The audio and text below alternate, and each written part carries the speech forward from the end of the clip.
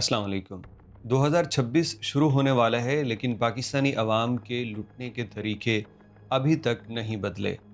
National cyber crime agency ने एक बहुत बड़ी कार्रवाई करते हुए कराची से बहुत बड़ा नेटवर्क पकड़ा है, जिसके कई सौ गैर मुल्की बाशिंदों समेत पाकिस्तानी लोग भी पकड़े गए हैं, जो यहाँ पे पाकिस्तान समेत बैरून मुल्क से लोगों को लूट रहे थे।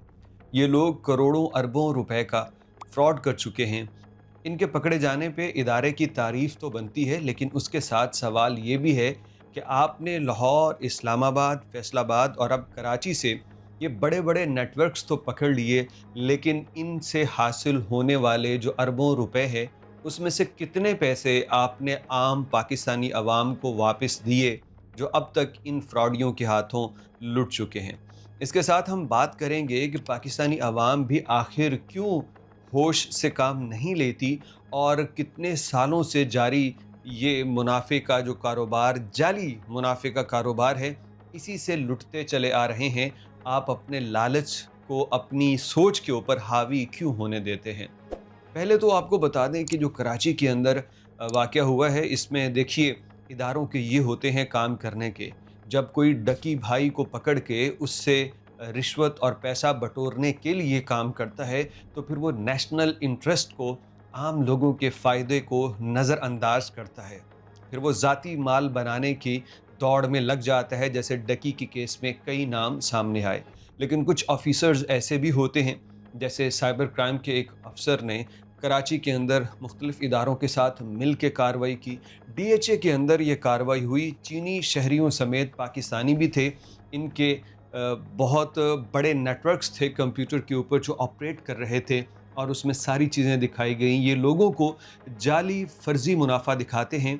ये सब कुछ इनके सॉफ्टवेयर्स के ऊपर होता है। कहीं आपको कोई मुनाफा नहीं दिया जाता, सब झूठ है, सिवाय उस पैसे के जो आप इनको देते हैं।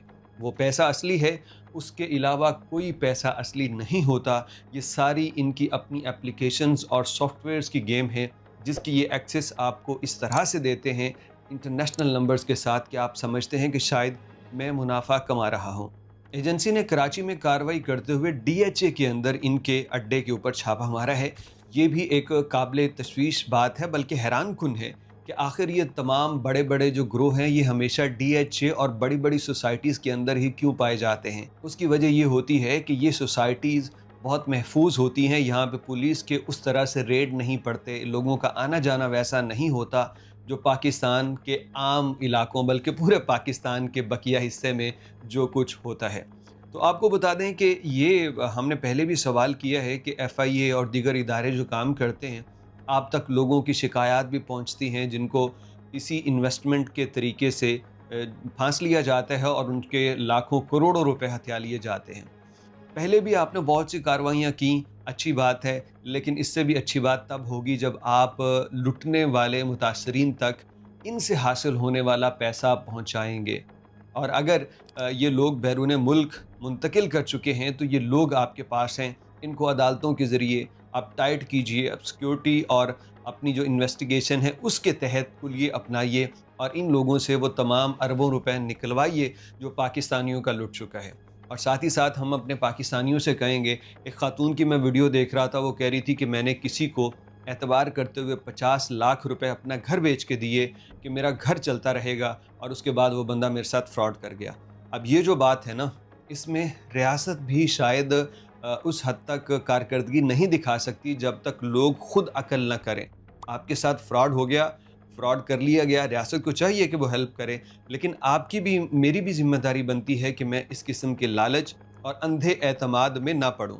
हो सकता है कि मेरे हालात ख़राब हों, लेकिन हालात ख़राब का मतलब ये है कि मैं 10, 12, 20, 25, 50 लाख रुपए अपनी कोई चीज़ जमा करके किसी को दे दूँ, और ज़्यादा हालात ख़राब हो जाएँगे। लोग बेचारे इन स्कीमों के अंदर फंस के अपने कर्ज़ पे पैसे उठा के फिर अपना कर्ज़ वग़ैरह जो है वो अदा करते हैं। तो खुदारा मेहनत कीजिए, शॉर्टकट कोई नहीं होता। अगर कहीं 1 लाख इन्वेस्ट करने पे 10 गुना मुनाफा या 15 गुना मुनाफा मिल रहा हो, तो ये मुनाफा वो खुद क्यों ना कमाएं जो ये सारी स्कीम चला रहे हैं। बस यही कहना चाहूँगा आवाम से कि भैया, ये सारे के सारे इन्वेस्टमेंट के नाम के जो तरीके होते हैं, یہ فراڈ ہوتے ہیں۔ آپ کو آپ کا دوست، کزن یا کوئی جاننے والا بتائے گا کہ میں نے تو اتنے کما لیے، میں نے اتنے نکلوا بھی لیے، میرا تو کام سیٹ ہے۔ کہ ہو سکتا ہے کہ وہ 2-3 مہینوں میں کچھ نکال چکا ہو، لیکن وہ آپ کو نہیں بتائے گا کہ اس کے اور کتنے انویسٹ ہیں اس کے اندر۔ تو کرتے کراتے انسان سن کے متاثر ہوتا ہے۔ کوئی آپ کے سامنے یہ کہے کہ میں نے 1 لاکھ سے 1 کروڑ کما لیا ہے، تو اس کو کہیں کہ آپ کو مبارک، لیکن میں تو اپنے 10 روپے بھی اس میں نہیں لگاؤں گا، کیونکہ میری محنت کی کمائی ہے، میں اس کو ضائع نہیں کروں گا۔ جب ہم خود اپنے آپ کو یوں پختہ کر لیں گے تو یہ فراڈ والے بہت سارے سین ختم ہو جائیں گے، بند ہو جائیں گے، یا ہم کم از کم لٹنے سے بچ جائیں گے۔